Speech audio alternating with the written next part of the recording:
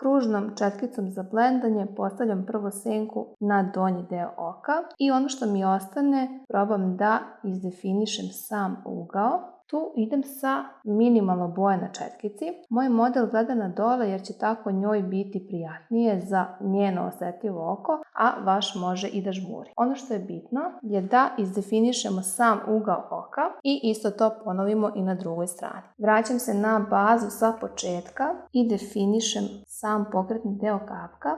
Ovo može da podsjeća na neki cut crease fazon, ali ja ne želim nikakav oštar isečen kriz kada radim sada ovo senčanje, već ću samo da intenziviram bazu, ali će ivice biti mekane. Dakle, želim da mi se ova baza vidi kad ona gleda pravo i da prati oko, da stvara iluziju podignutog pregiba oka. Korektor u stiku koji je suv jako lepo se smekša tečnim puderom, međutim jako lepo se i osuši na licu bez da se pomera tokom dana. Ovde jako malo boje na četkici jer je tu vrat koji je svetao, tako da ne smemo preterivati sa slojem boje, naročito ne ovako tamne.